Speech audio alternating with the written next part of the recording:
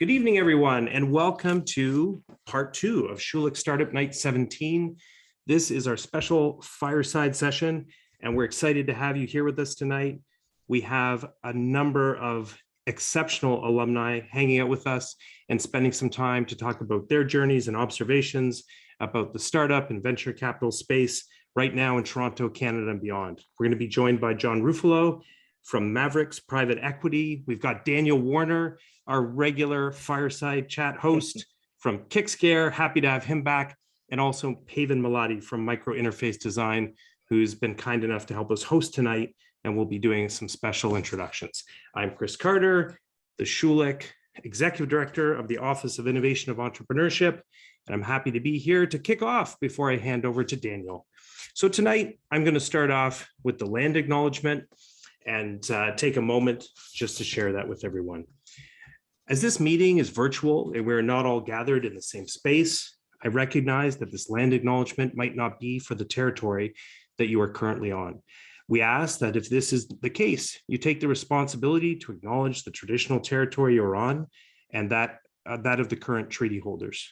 As a member of the York University community, I recognize that many Indigenous nations have long-standing relationships with the territories upon which York University campuses are located that precede the establishment of York University.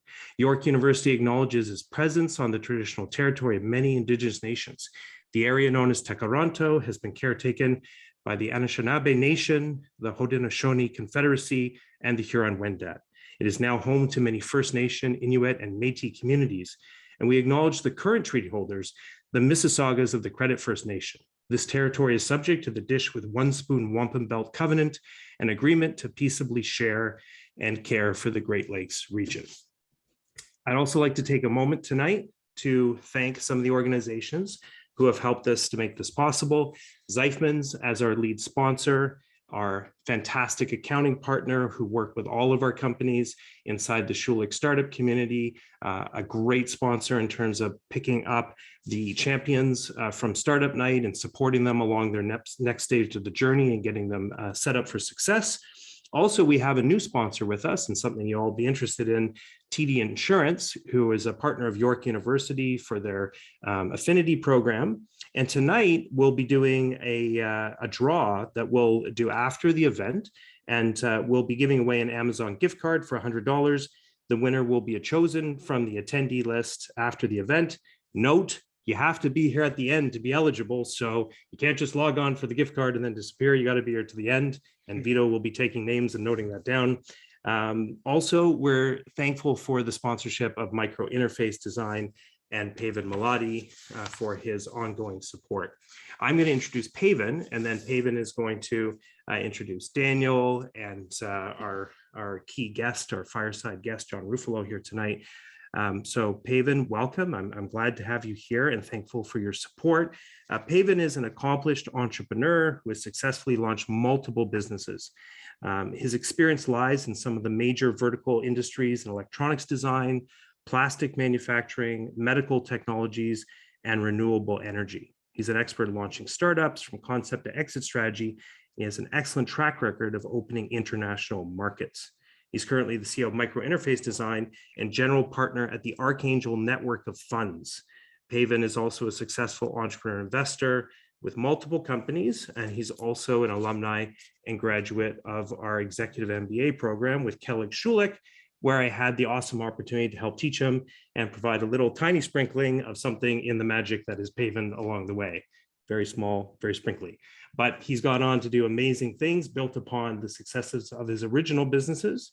And he's been a great friend of the school. Also is the creator of the Pavan Malati New Venture Design Award in the Executive MBA, which has inspired a number of different companies to get started out in that program. So Pavan, thank you for helping us out to get this going tonight, and welcome. I'll turn the floor over to you. Thank you, Chris. Thank you very much. You're so kind in your introduction all the time. I want to welcome everybody tonight for tonight's fireside chat, and I'm so excited and so honored to introduce our guest tonight, John Ruffalo and Daniel Warner, as host of the program.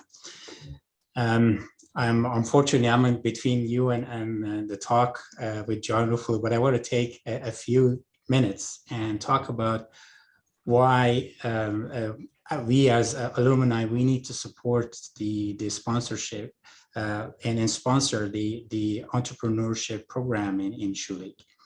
And what's the effect of these alumni would have on the startup ecosystem in Schulich and across universities in Canada.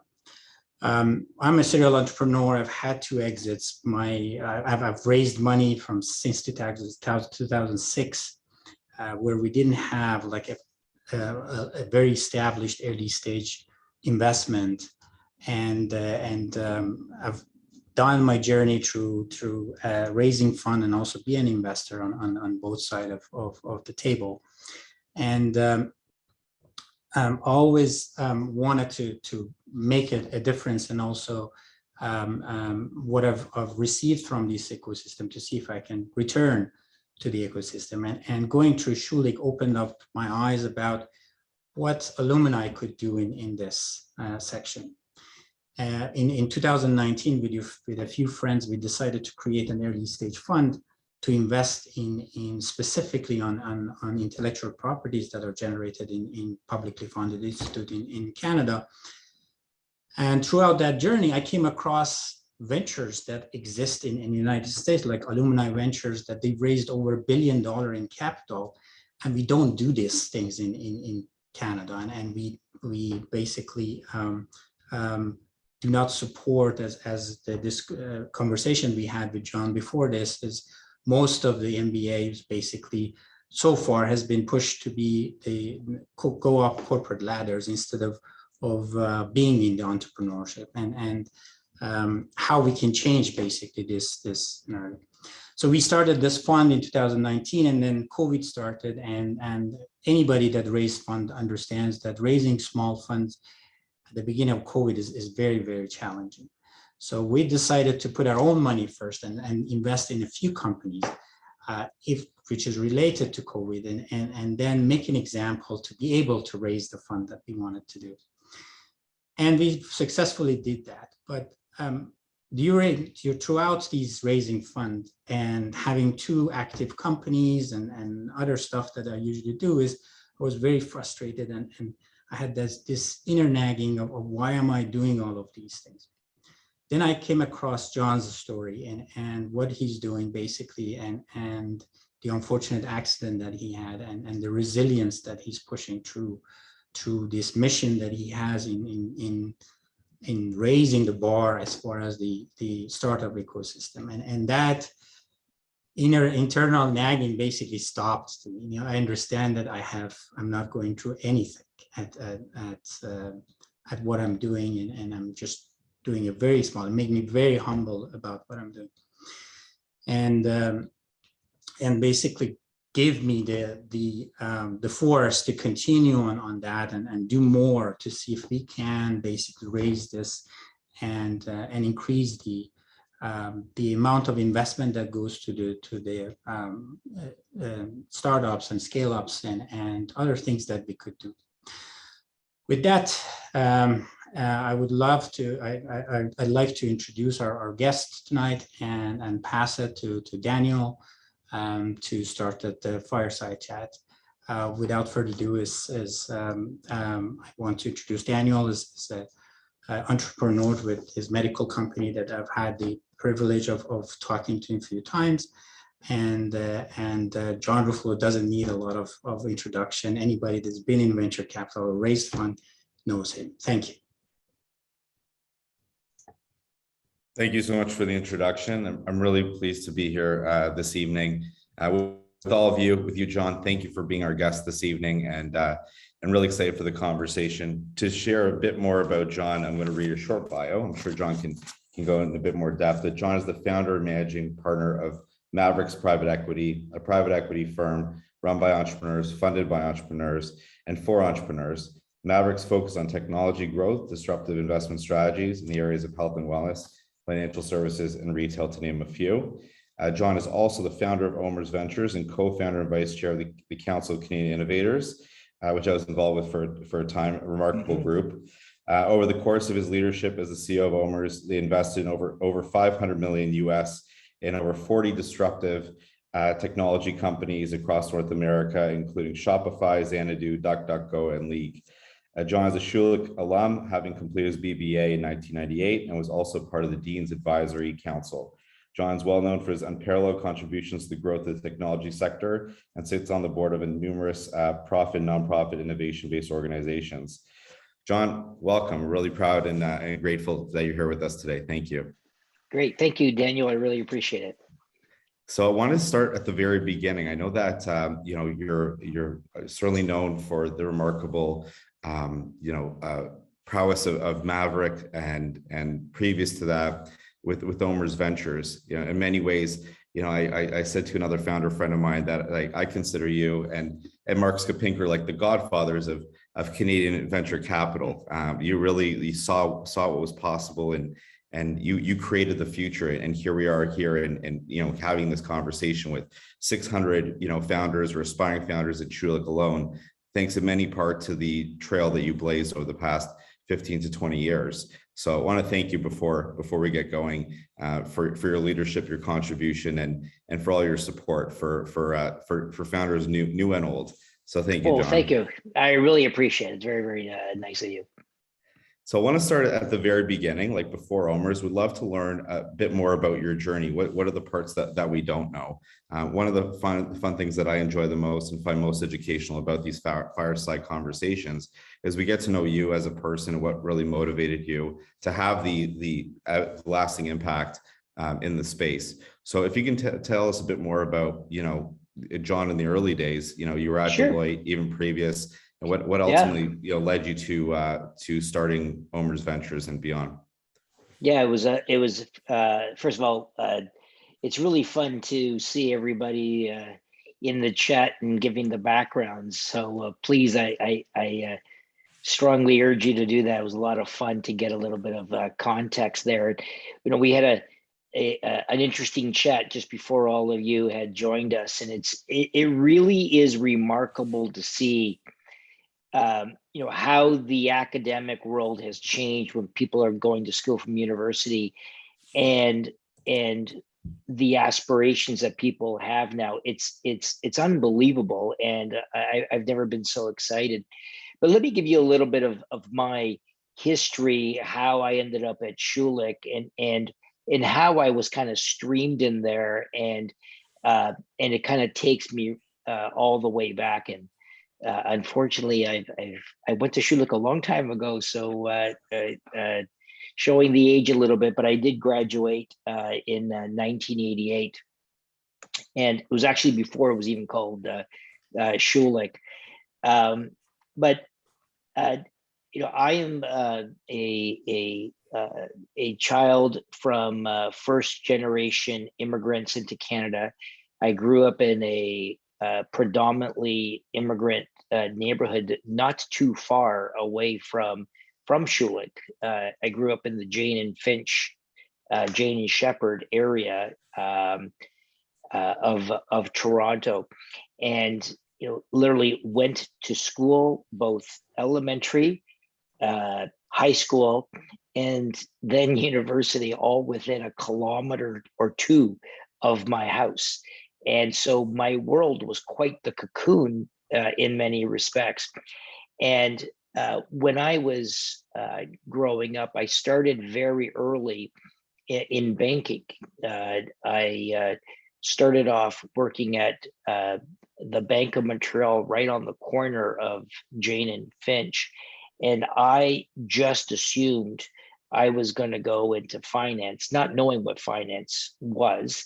But I just thought it was doing more of the same that I was doing and working in a retail bank. At the same time, when I was in high school, I had an affinity not only towards finance, but also to law and to accounting.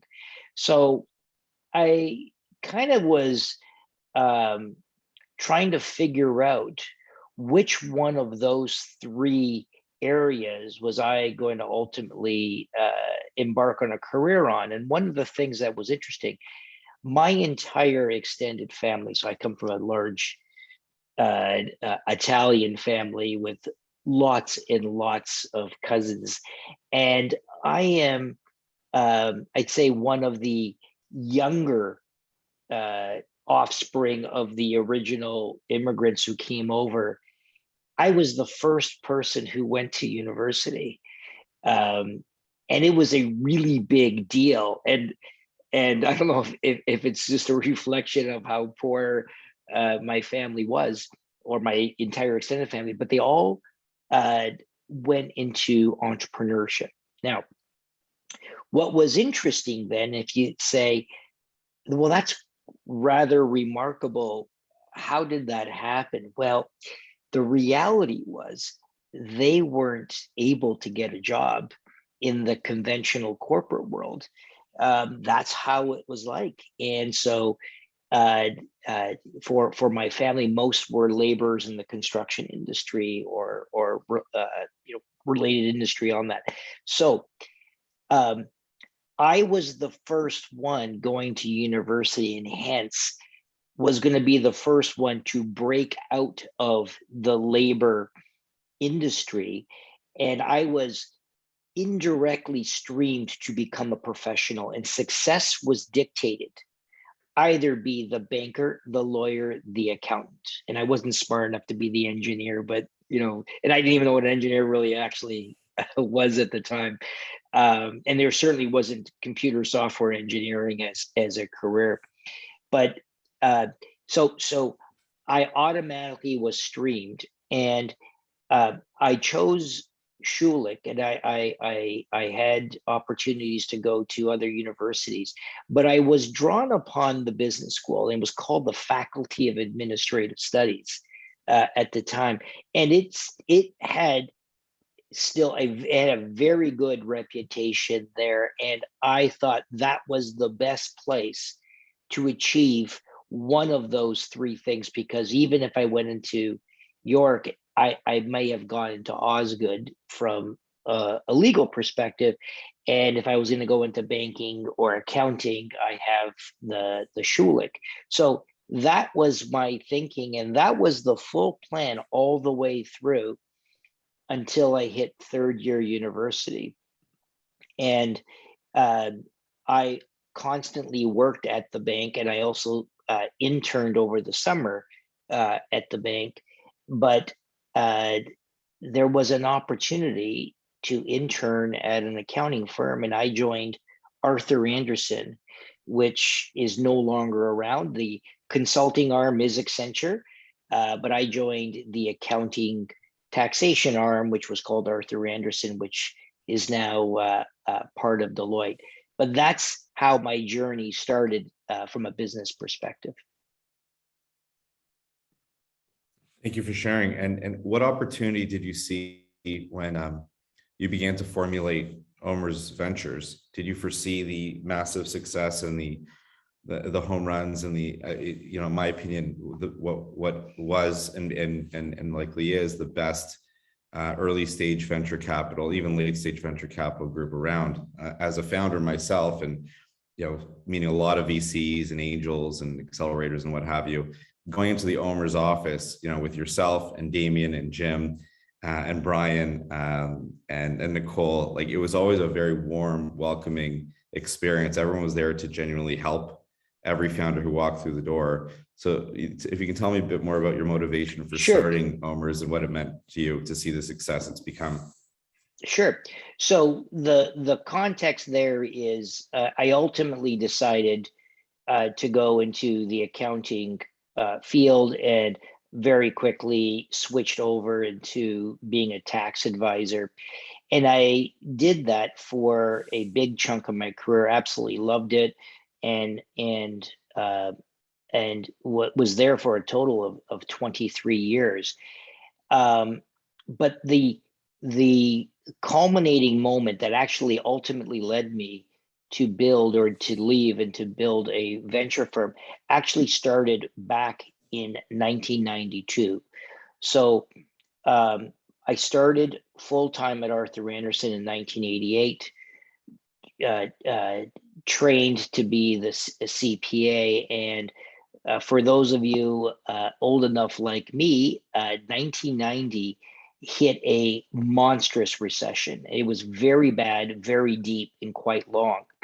And from 1990 to 1992, basically, the business world stopped from a transactional perspective, which is what I was being trained for.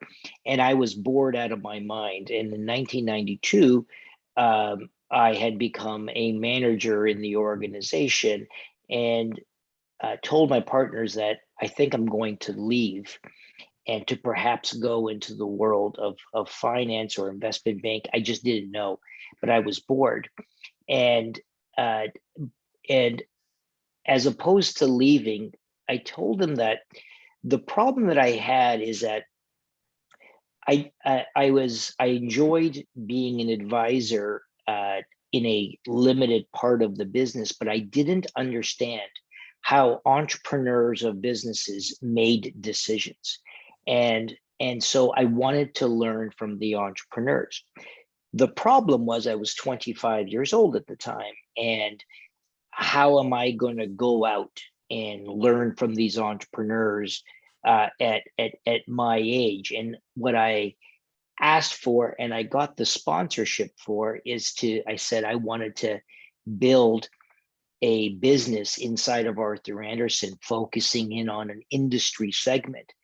The problem was, if it was financial services, manufacturing, you name it, the industry was very entrenched, and hence the average age of the entrepreneurs or the CEOs were, double my age, except for one industry, and it was the technology industry. And my partners at the time had no clue about it. And I had two clients that I was having a little bit of fun with. One was called Microsoft and the other one was called Oracle. And no one knew what those companies were doing. And I said, I kind of like these two companies. Maybe I can do this, but not for the love of technology. It was a way for me to get insights from an entrepreneurial perspective. And I must say, for the next 3 years, it was pretty miserable.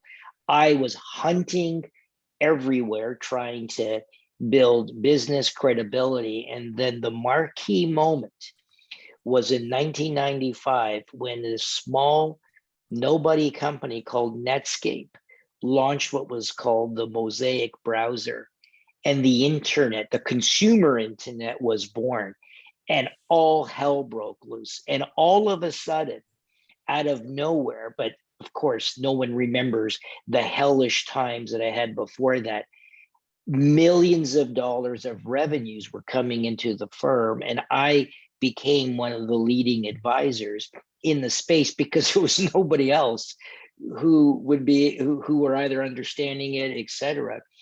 And the whole .com frenzy was born, and I loved it, and I ate it all up, and it brought us right to 2001, and then the winter hit. And that winter was bad, was very bad. And by 2005, any sense of these entrepreneurs were being eradicated.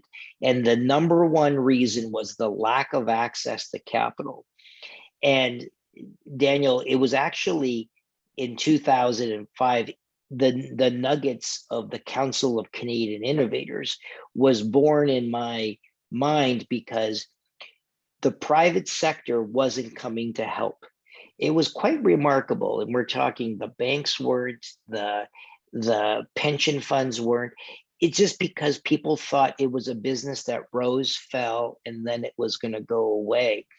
And so I decided to learn public policy kind of on my own, just by meeting government folks, and basically started lobbying the government to help reinvigorate a new venture capital ecosystem.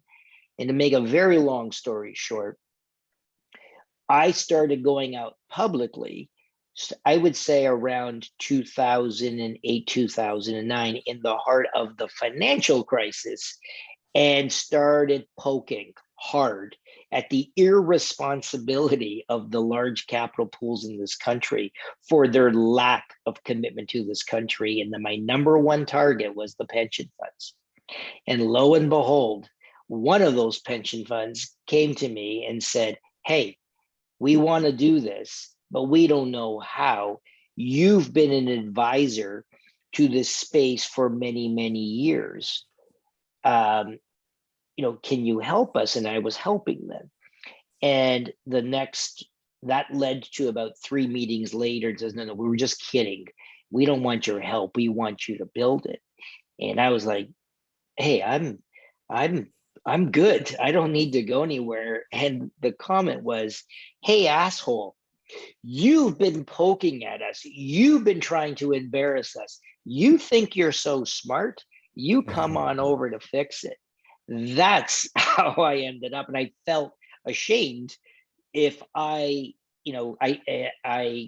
criticize it and didn't react. So I left a very, very senior role, and I was the global leader of technology and the thought leader, and I had all of this stuff. And my parents thought I was completely nuts to do so, but I felt an obligation.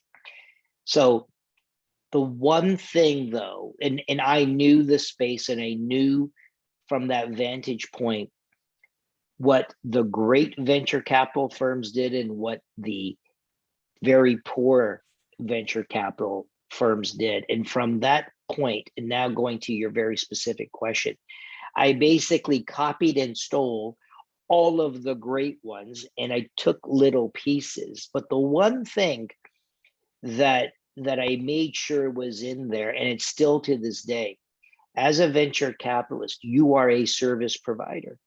You are helping people. They just pay you in a very interesting way for the use of the money. But if you have the ethos on how to serve them and not serving yourself, it will lead you to the right entrepreneurs and building the longest and most trusted relationships. Thank you for sharing, John. Going back a minute or two to when you were contemplating joining, OMERS, it sounded like you hesitated.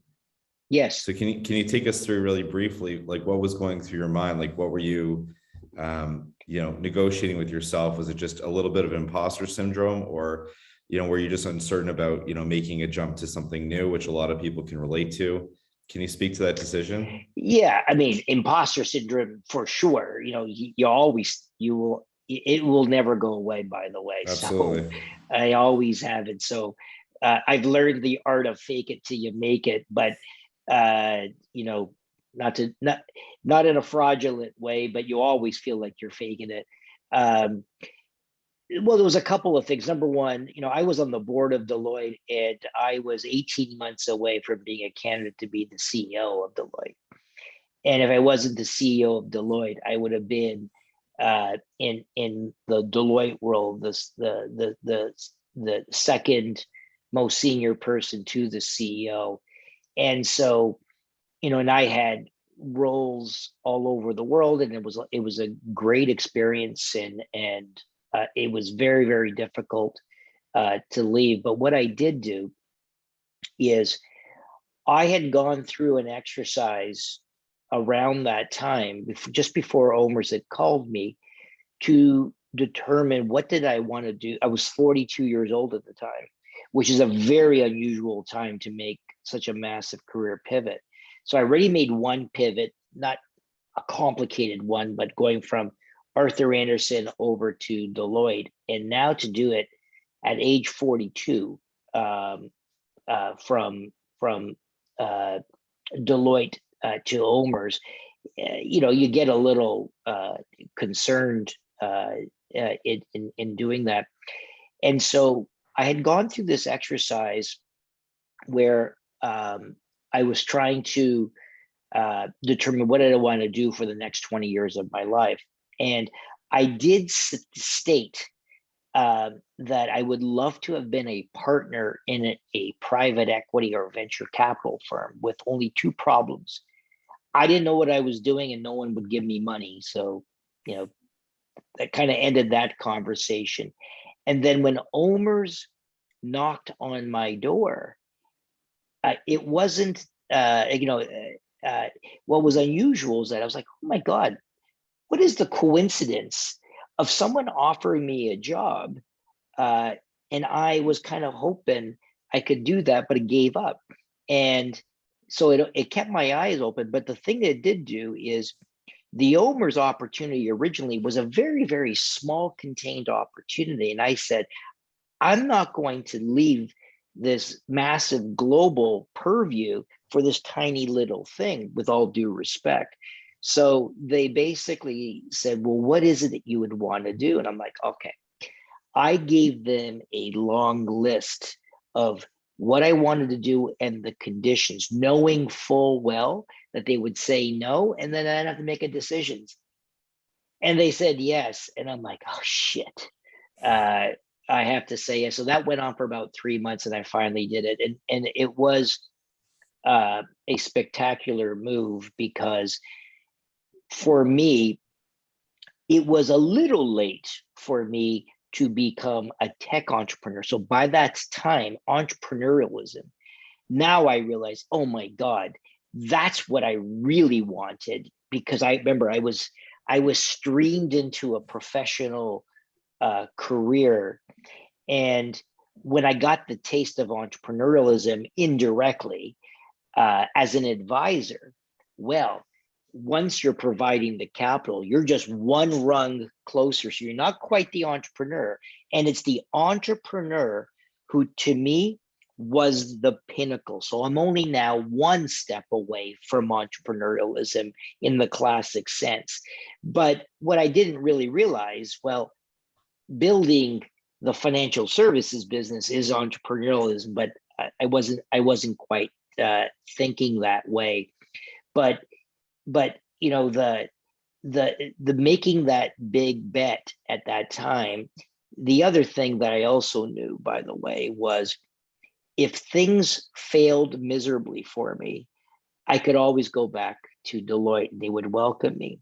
And I have to say, 3 weeks before me starting Omer's, some goofball, it was a competitor, I'm not going to name, the firm is no longer around, so just goes to show, reported to one of the major newspapers that they don't understand why Omer's would hire an accountant to build a venture firm when there's plenty of good folks already there. Of course, none of which had any capital and none of which were helping any entrepreneurs. And so 3 weeks before my start date, can you imagine getting trashed in the newspaper before you start? It was a very auspicious or inauspicious debut for me. How did that make you feel? And like, how did you overcome that little hurdle of that negative publicity early on? I was going to, first of all, the person who said it is that I'm going to take every great deal away from you to show you, don't prejudge. They couldn't raise $1 of capital afterwards. So that was a little nice, but you know, and I've learned now over the years, and, you know, one of the great lessons, you know, I do speak a lot in the media. Media does, want to get my views a lot. But what I learned was what the value of the media was to really use that as a channel to get the mind share of the entrepreneurs, to convey the message that I really want to share on how I really believe that the entrepreneur is at the center of the technology ecosystem.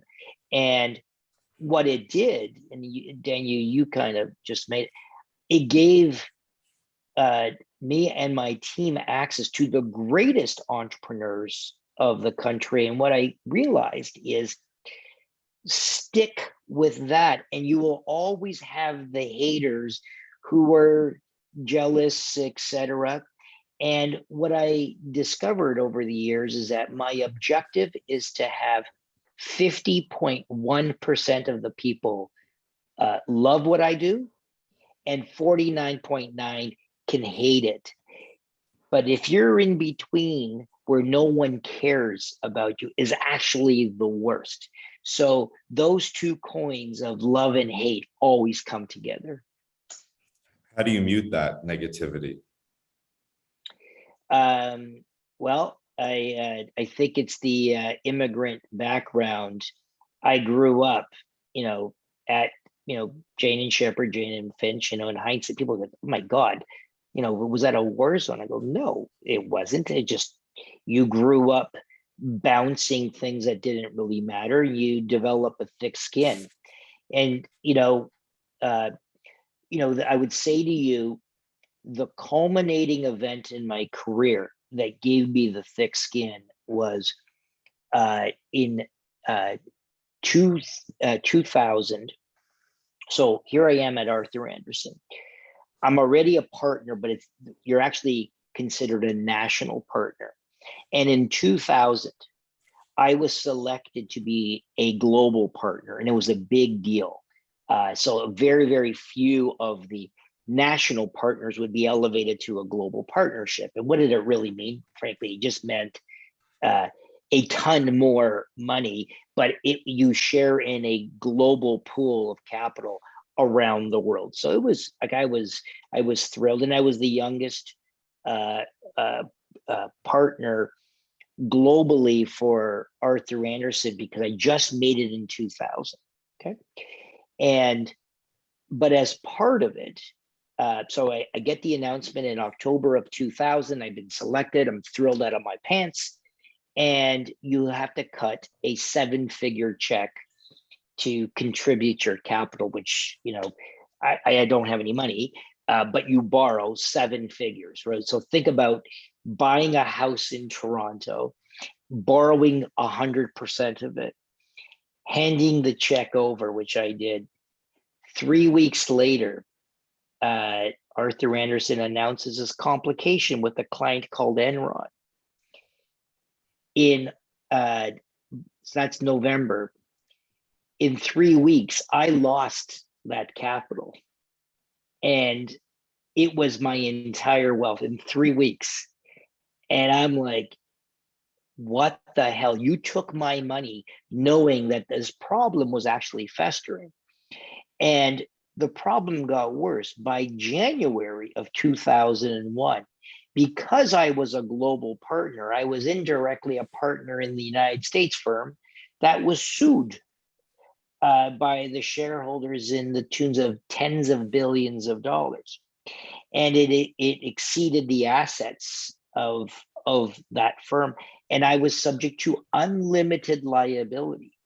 I was then, as a result of unlimited liability, would have to go bankrupt and lose my CPA designation, so my ability to reclaim it. This all happened in 3 months. And I was like, Jesus, like, this is insanity. And it was all taken away. And I had my bike, I had my place, I had my neighborhood bar that I would go to. So, you know what? It's actually not so bad. And it created this sense of invincibility. Say, that's the worst that could happen. And then lo and behold, 3 months after that, Deloitte merges with Arthur Andersen. And long story short, the lawyers came in and says there's not unlimited liability. So I didn't have liability. And then when we liquidated Arthur Andersen, all of my capital came back and lost nothing. And I was like, oh, so in the span of 6 months, I went from completely bankrupt without no CPA to back to exactly where I was. And that, when I went through that, name calling, give it to nothing bothers you after that. And lo and behold, there was another incident that was going to come later on in my life that was really going to test, how much you can really absorb. That determination really shone through. So as Chris knows, I like to do my research. And so I looked at a lot of the articles and certainly your LinkedIn, but what I also enjoyed doing was speaking to some of your colleagues. So speaking to Damien, speaking to Sid, speaking to Harley Finkelstein, speaking to TJ, who says hello, and quote unquote, I love you, man. By the way, he made me promise I'd say that on a Zoom. But one thing that Damien said is like, John has a never say no attitude. I've never witnessed anyone who takes on a challenge like John. Don't ever tell him no. You won't like the reaction. So it's just all these experiences that just built the muscle essentially of like, I can just get through anything as long as I take a deep breath, reflect and go. It sounds like you certainly have an unstoppable, mentality. And is there a way that the folks on the Zoom with us who may not have gone through a similar experience can build up similar resiliency? Is there a way of practicing that without having to go through, the ups and downs, or you need to live it to learn it? I think honestly, in order to succeed, you really have to fail and fail a lot, and surround yourself with people who,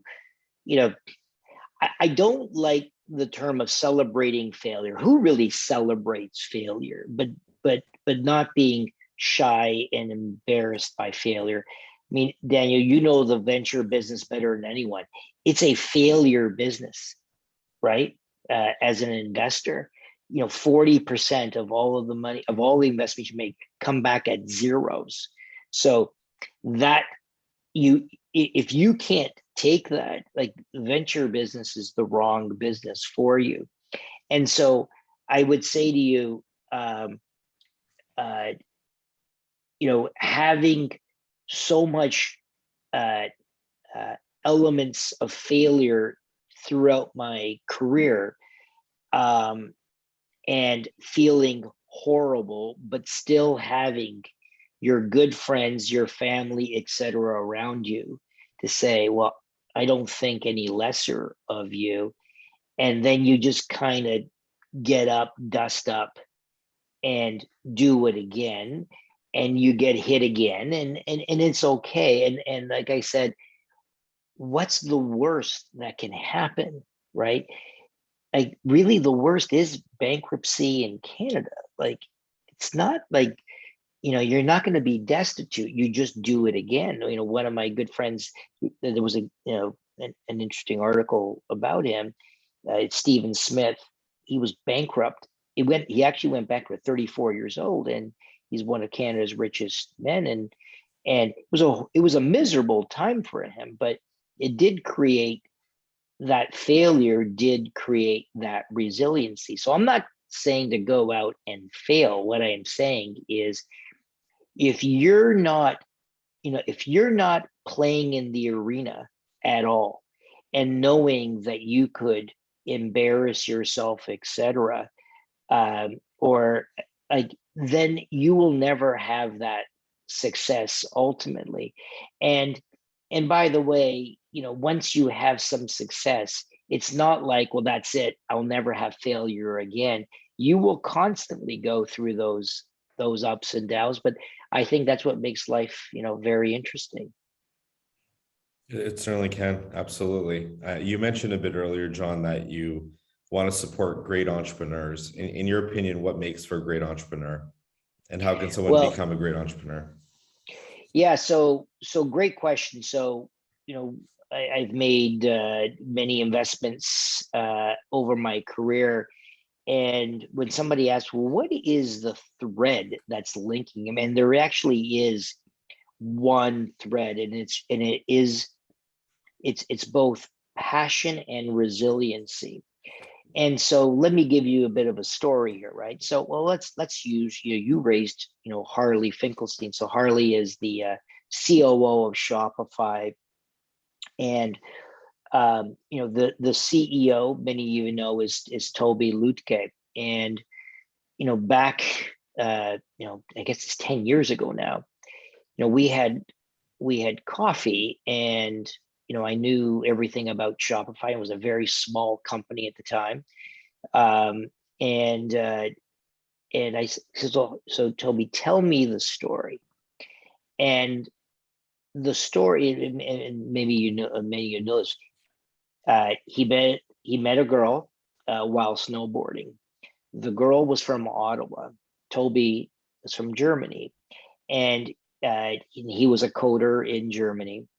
And he followed this girl to Ottawa, and he decided to move there. And his great love was snowboarding, so he opened up a snowboarding shop called Red Devil. There was it 3 or 4 founders, but Toby's role was when they would get cool snowboards, they wanted to sell them to their friends that were not in Ottawa and some of his friends back home in Germany. And Toby's job was to find the software that would enable them to sell it online, because Toby was the only one who had good coding skills, and he was an early coder on Ruby on Rails.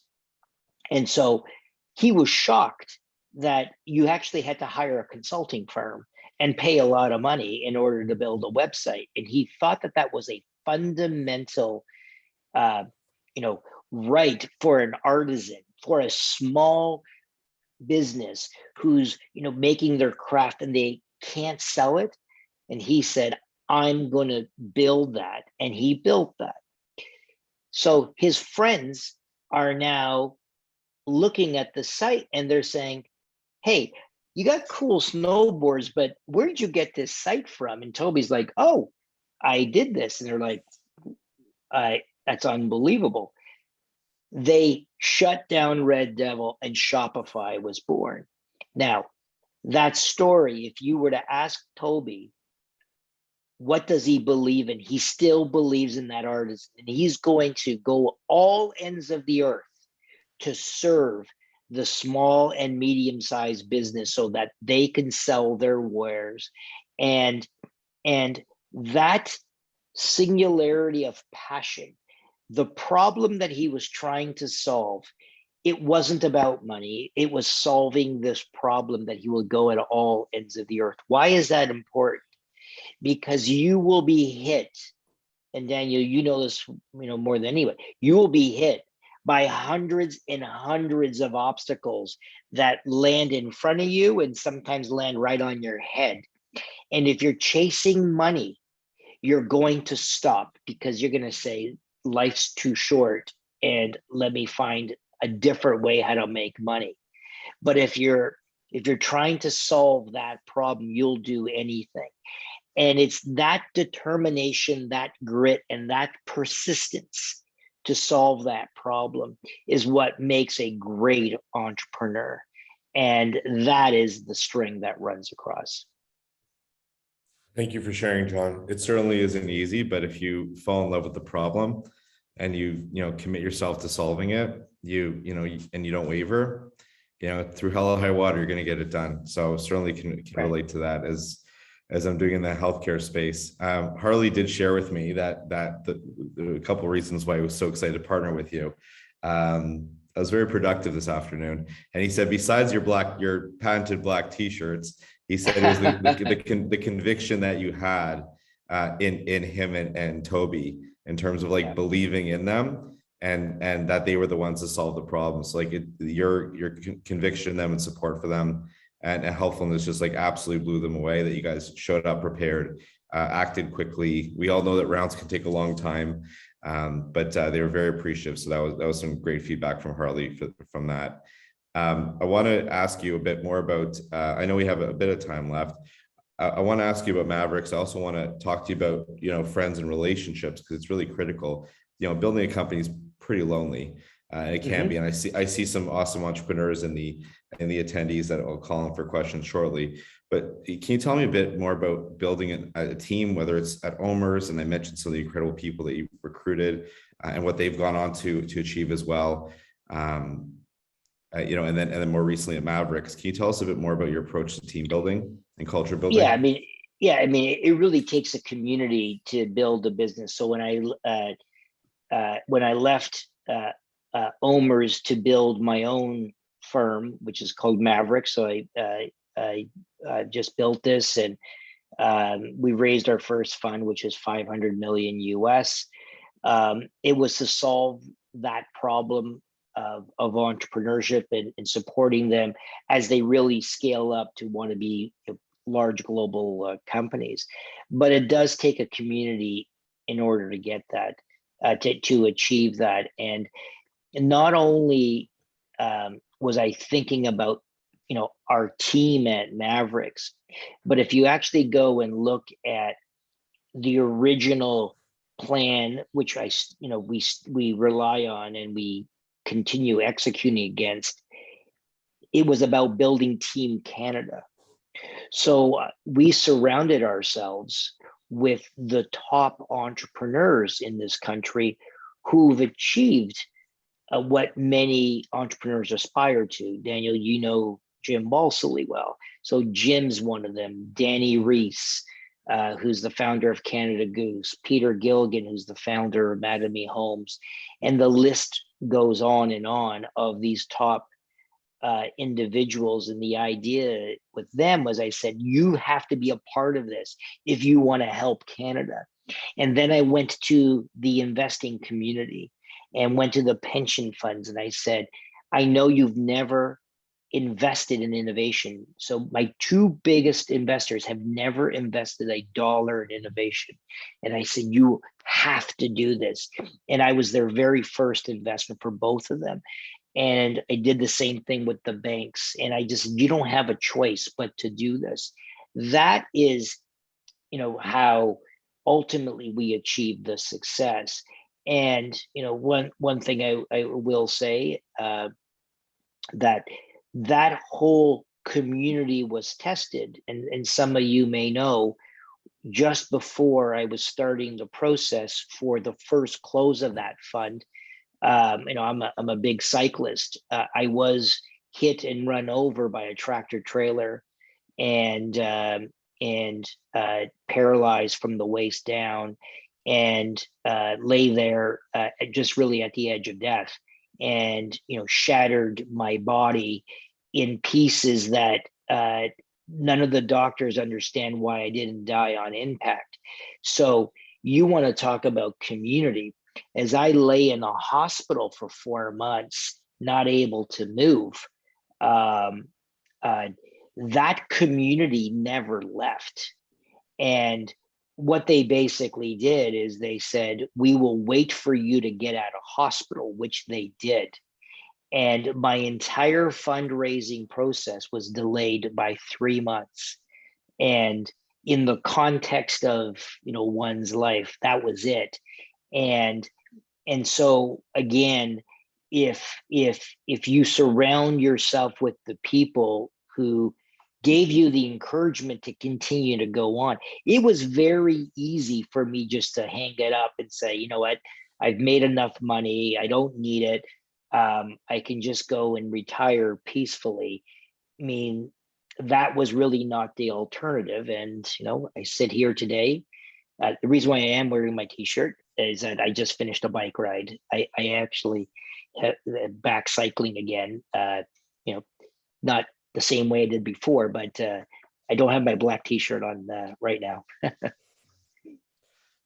That's a topic I wanted to touch on. Like, one out of all the conversations that I had, TJ was the first entrepreneur that I've ever met, if you can believe that. Like, when I was in high school, I didn't know that. I've known TJ since I was 18. He was at Breakaway Tours. Yes, and absolutely. I was this little kid at university. I was at Western. I did my MBA at Schulich ultimately. And I got to know him and just, sporadically stayed in touch. And now we're a client of his right now. And when it comes to, like, certainly building teams and, in the world of work, I certainly appreciate that. What Sid said to me was about that you taught him was that leaders work for their teams and not the other way around. And I think that was really interesting.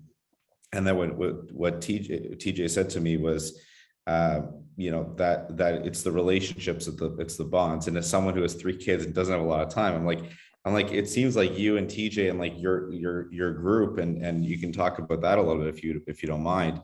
But like the resiliency that you've shown, to bounce back from such a a tragic injury, it's just inspirational for the whole country, let alone entrepreneurs like myself and students and alumni. So we're really grateful that you're here with us today, and the lessons that you've taught us.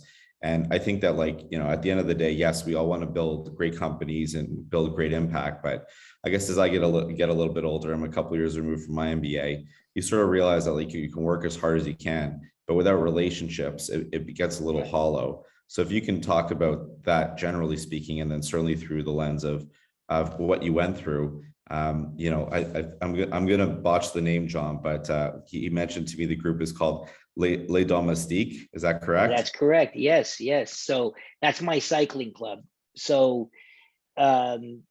this TJ that Daniel's commenting, he's my best friend, and he's actually the president of Les Domestiques. It's a cycling group of. There's a lot of very well known and accomplished business folks and entrepreneurs as part of this team. And our motto is cyclists who serve. So we have a passion for cycling, but our real job is to raise lots of money for charities in Canada. And, when the accident occurred, so this was during COVID, this was September of 2020. And I was alone at the time because of COVID, and it was a midweek ride for me. And I was just doing my weekly midweek ride. It was a 100-kilometer ride or so, which took me from my home, but to 50 kilometers north of the city, where, when you're in the countryside, you don't worry about traffic, and, you have to worry about, I guess, tractor trailers coming behind and running you over. But when it hit, as I mentioned, I didn't know that I was dying because I woke up about 2 minutes after impact, but knowing full well that I was paralyzed. And when they rushed me in a hospital, obviously, my wife was contacted and etc. But TJ was the first person to come to the hospital because they were notified that I would never recover, even though I was awake during the whole ambulance ride, for God's sakes. And that was one ride I don't want to remember, but I did go into, I'd say, a quasi coma to induce me to calm my body down because of the trauma. But they went into a bedside vigil. And it was, the expectation was I would die in 48 hours. So what happened is TJ arranged for the Les Domestiques to basically cocoon around my family. And each grouping took a different role. So one group, and my wife was at the bedside vigil. So one group took care of my kids and getting them to school. One group took care of food and meals. Another one took care of, you believe it or not, like all my insurance and financial. Another one, and they had all these work streams. And in fact, the last work stream that TJ was a part of, I actually have not been back to the house that I left in that morning because I'm not able to get in there. And I had to buy a new house. In fact, funny enough, up the street from the old house that had an elevator in there. So to this day, I haven't been in my old house since that day. And we needed a team that would help my wife on the housing. And the final team was the medical care and looking at folks not only in Canada, but who was the best person in the world that can deal with neurosurgery, et cetera. It turned out to be the best person in North America. Was in Toronto, bizarrely enough. So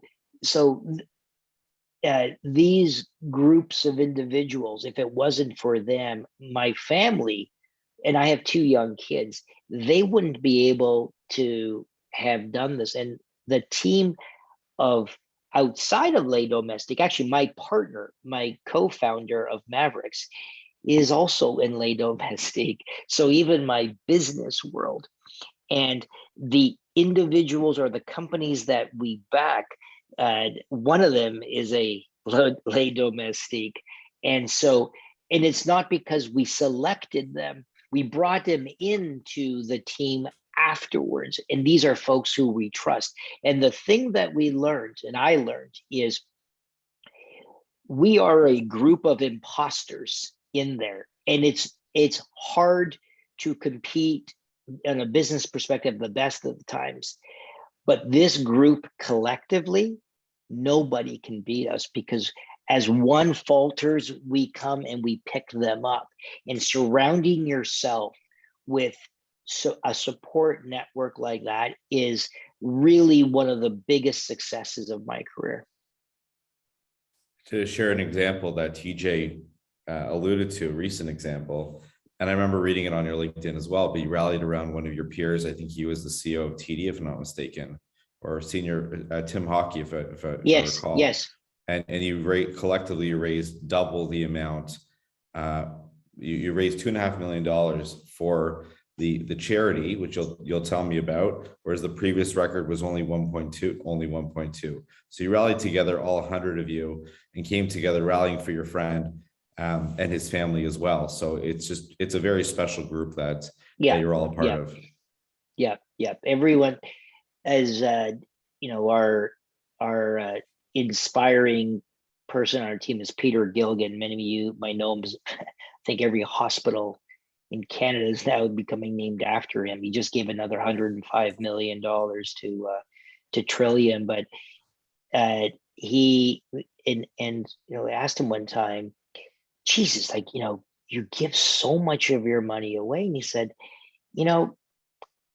I've never had an instance where I've given money away and I've ever missed it.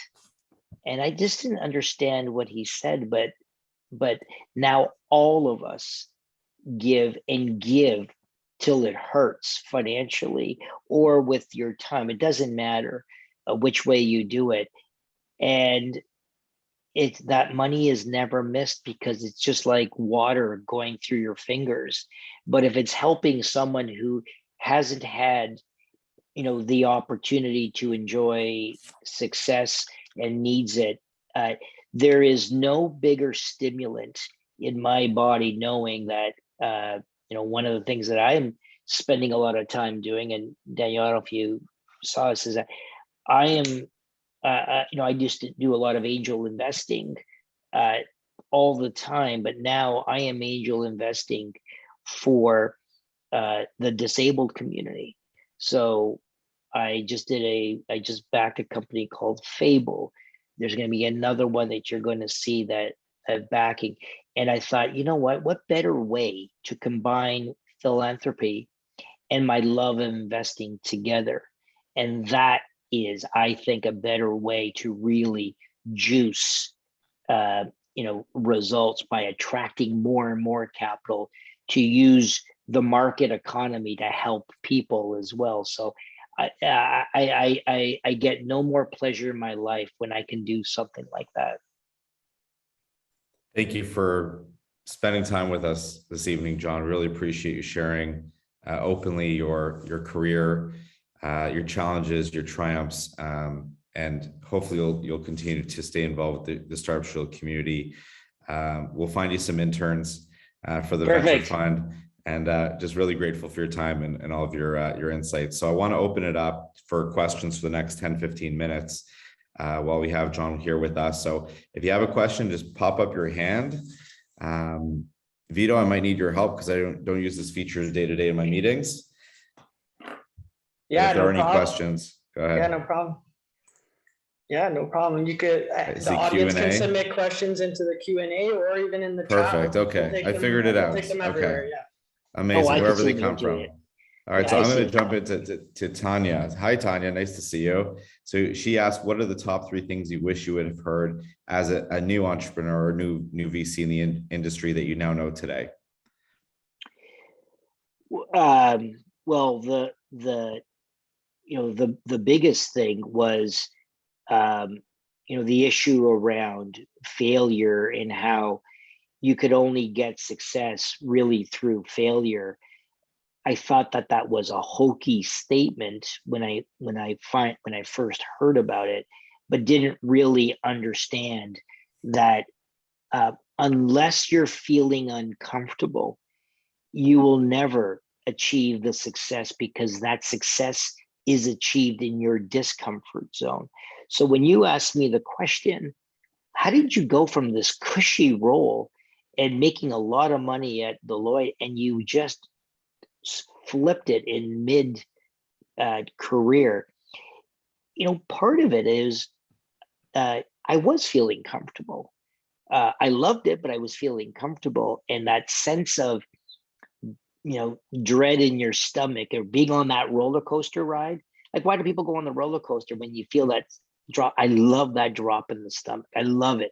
I love the drop from the sky, and it's the same adrenaline of facing uncertainty. And I do wish that I was pushed more in that direction.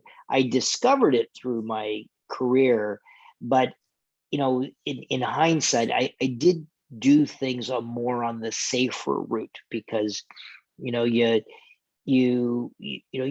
trained to be a little bit cautious. And what I learned is, don't make stupid decisions. Make eliminate stupid risk and then take the smart risk. And that's kind of the biggest thing that again, I wish I had learned early on. Thank you, John. I see a follow-up question from Mirashia about jumping into entrepreneurship early versus spending some time in the corporate world and then making the transition. Yeah, I don't think you need to go in the corporate world in order to go into entrepreneurship. If let's just use technology startups for the moment. I do think that there's a separate culture and there's a different way on how to do business.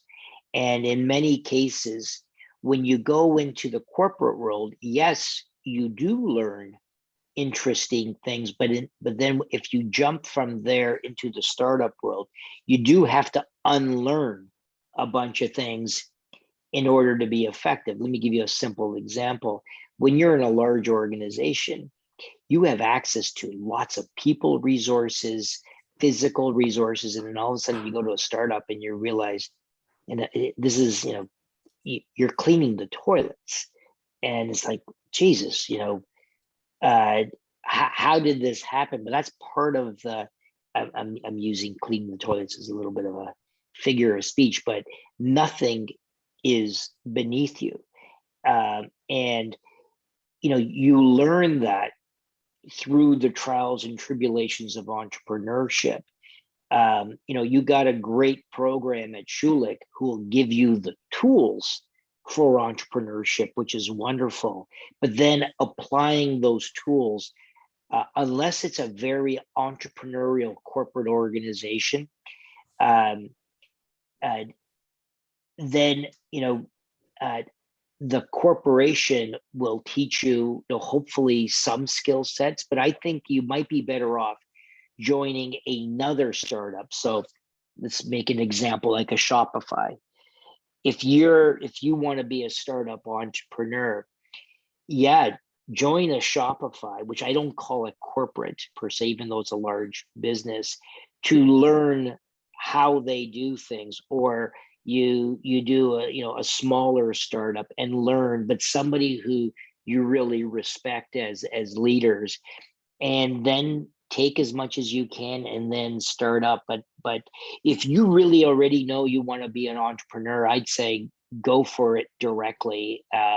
You will. I think you'll be better off. It's also a bit easier in your 20s when you don't have dependents, as I've Oh learned. man, yeah, that's the mistake I made, man. Exactly. Yeah. So no, that's great feedback. Or well, simple. There's a lot of really remarkable and safer scale ups out there with some really remarkable leadership Yeah. right here in the country. Another question from Kassan. How do you find the right VC based on your category? What are the right questions to ask on a first meeting?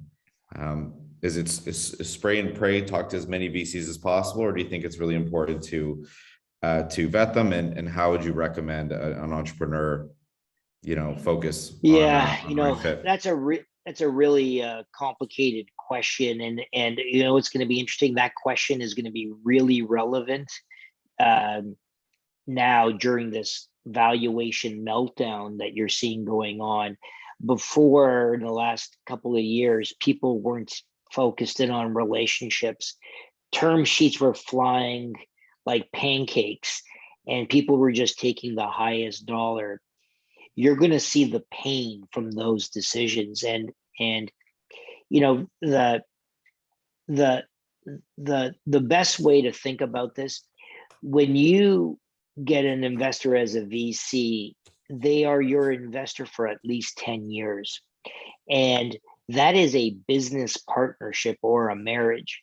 So if you're going to get married with a partner, you wouldn't just, go on Tinder, swipe and say, I'm going to get married.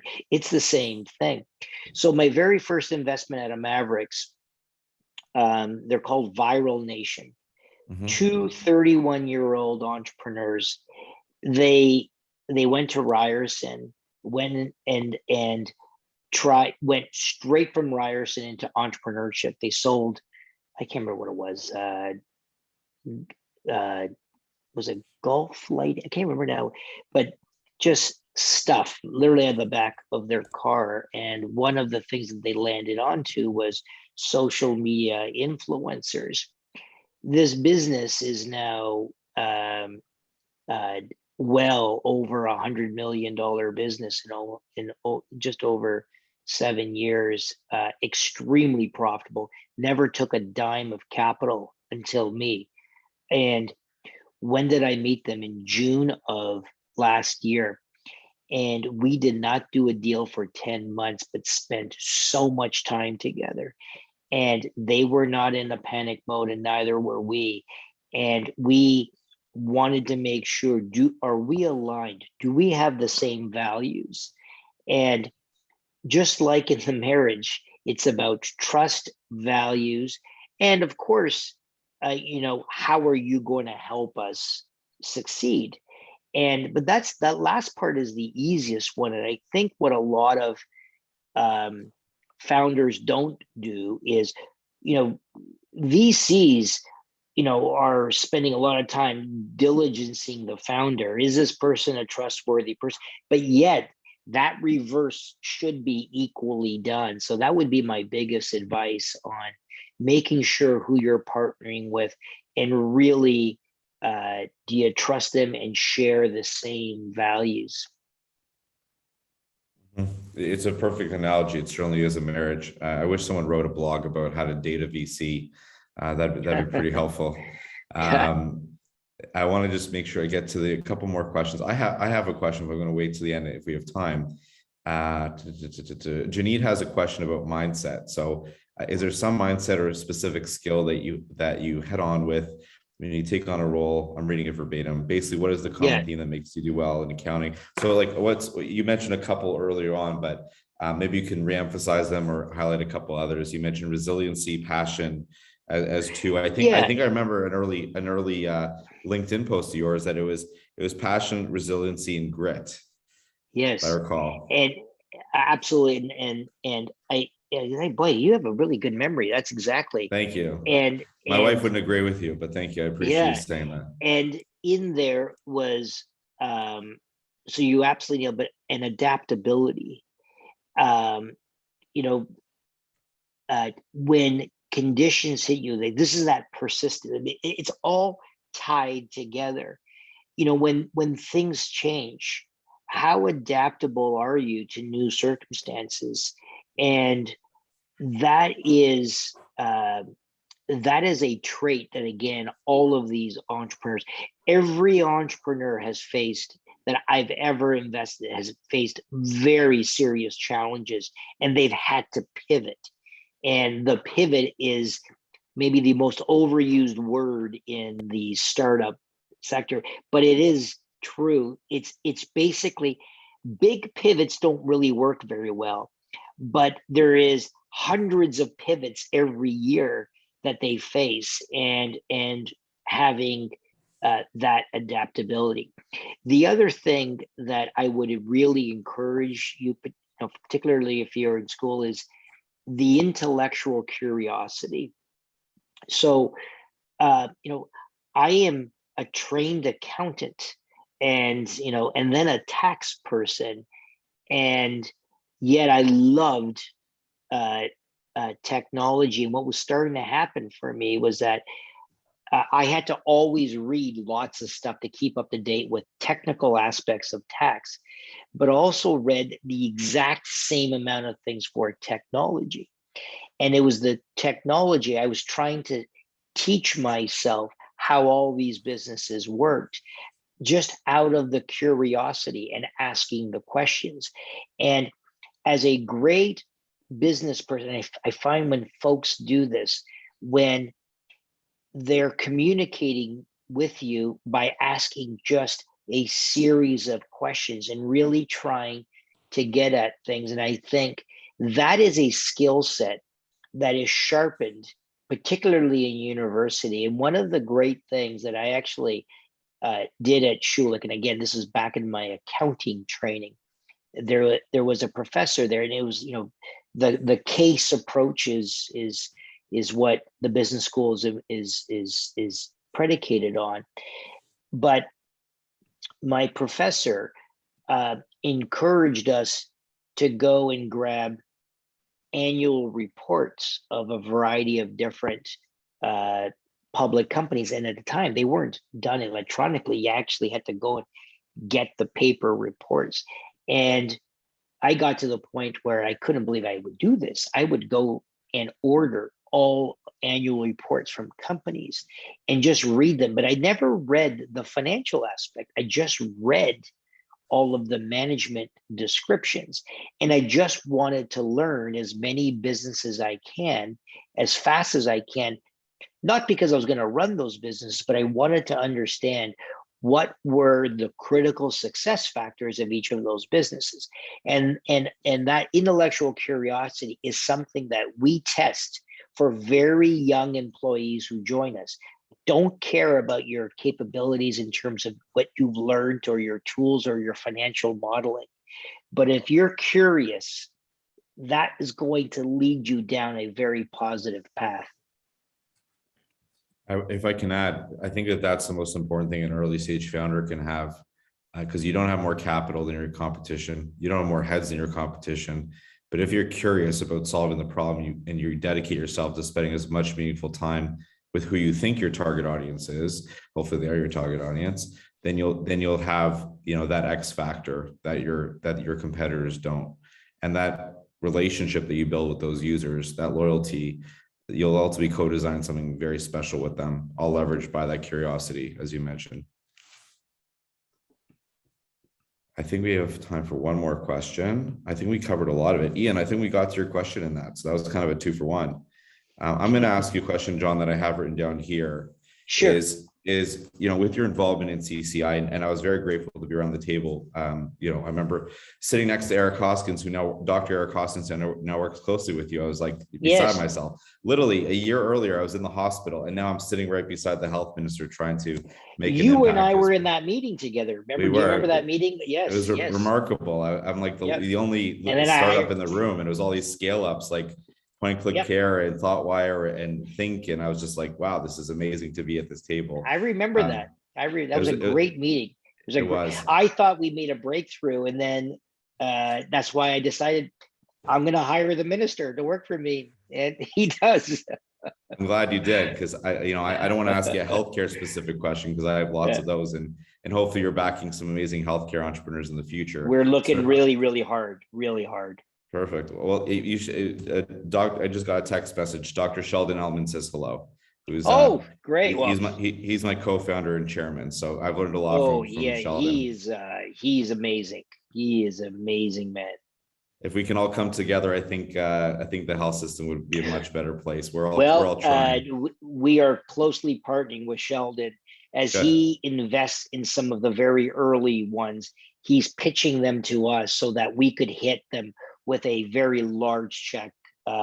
We're trying to invest $75 to $100 million per company. Keep them coming. Fantastic.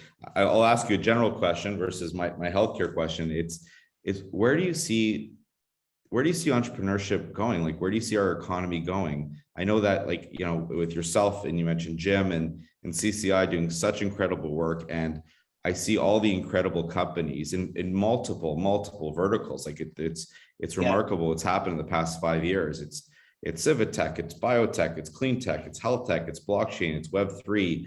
It's just remarkable. And this might be a longer question, but do you think we're getting the support from the government and from the current government that we need to thrive as as an innovation economy? So let me answer it in a couple ways. So Daniel's referring to the Council of Canadian Innovators, which is a public policy lobby group, for lack of a better term, that Jim Balsley and I formed in 2015, and Daniel was a very valuable team member associated with that. We did create it because the small and medium-sized businesses were competing globally against businesses in other countries that were armed with their governments, whether it be the United States, China, or elsewhere. And we needed to do something to give our folks a fighting chance. Now, I do start off always saying that I don't look to the public sector to solve entrepreneurship, because that's not what they're meant to do, in my view. But the best analogy is a farmer's field. The role of government is to plow the field, remove the weeds, make sure that there is the appropriate infrastructure for irrigation to occur on that field. And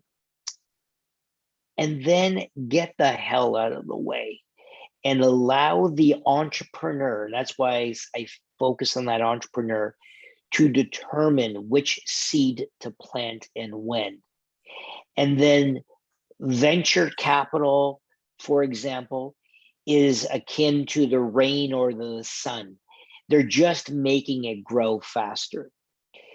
And the analogy for Canada, if you accept that analogy for the moment, government was not doing a good job plowing the fields. They were getting in the way.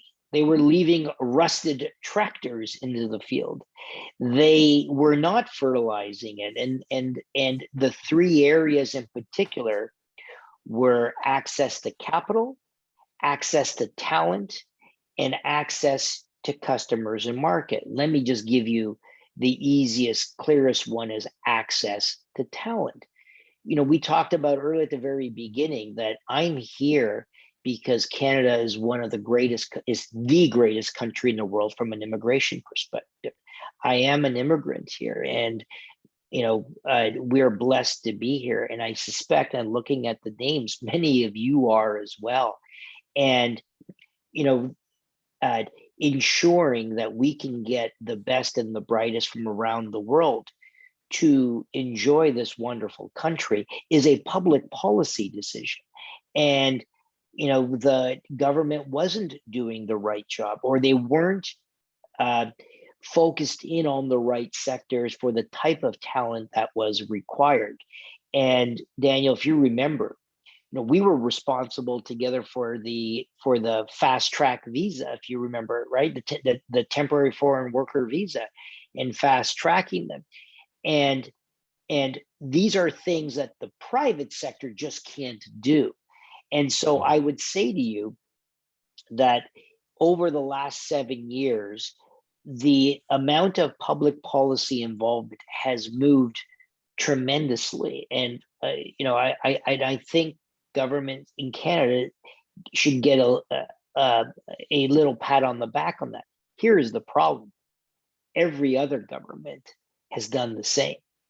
And when you have governments in China or the United States that now realize that the entrepreneurship in technology in particular is not only the way to grow the economies, it's actually a security issue.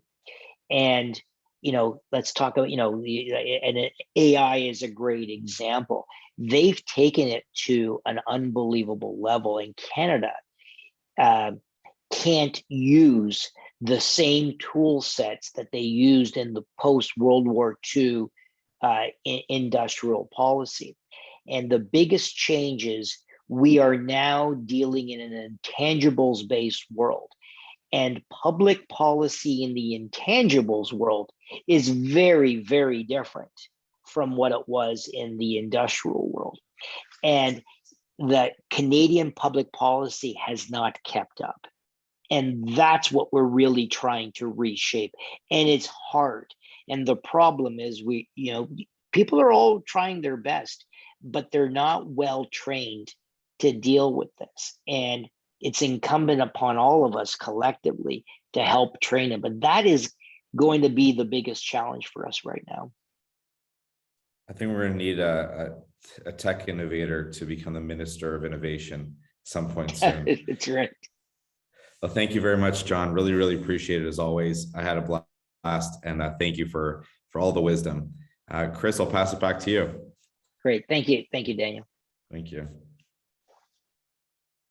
Thanks, Daniel, and thanks, John. That was fantastic. I was like, grip to the screen. I'm sure Pavan was as well. I see we've got Ahmed up there. We're going to bring a couple people in quickly to give a few thoughts and reflections and thank yous as a community for your time here tonight. Ahmed, I'm going to go to you first. Ahmed is one of the partners at Seifmans, and what are your thoughts? Oh, you're on mute, Ahmed. Sorry. I was blown away. What an amazing conversation. This was really so much to learn from this conversation, so much to gain for the new startup founders. This is really the kind of event which Schulich puts out, and which really kind of serve for the startup founders to gain from your experience. And I'm just, really happy that I was able to make it and I was able to attend this event. And John mentioned a couple of our clients. So John, PCC is a client of ours. We still work with them. Oh, wow. Jim, we still serve a lot of Jim's businesses. Jim has been a long-time client of the firm. So it was great to hear that. Yes, he has been, actually. Yes, I know that. Yes. You guys, I think, were the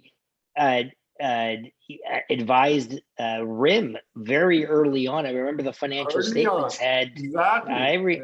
I remember. Wow, that's huge. Kudos. Huge kudos. Yeah, going to RIM's office in late 90s. Yeah, I remember. I actually remember all that. Wow, just shows how old I am now here. And same thing with PCC. They were 5-people firm when we were their auditors. So it's been a good journey with them. That's amazing. Thanks, Ahmed. Pavan, I'm sure you'd like a word. Absolutely. What an amazing story. Thank you, John. Thank you for sharing this with us. And thank you, Dan. It's an amazing interview. I took a lot, and I've did my research like Daniel before this to learn a little bit more, but this was eye-opening. A lot of stuff. My takeaway is, if you go to the corporate ladder, you need to unlearn a little bit before you get to become an entrepreneur. Mhm. Thank you. Thanks, Pavan. We've got one of our attendees here tonight who offered to come on video and say a few words of thanks and reflection on what you're taking away. Unit. Thank you, John, for sharing your story. Everybody agrees that it's a wonderful story, a lot to learn from.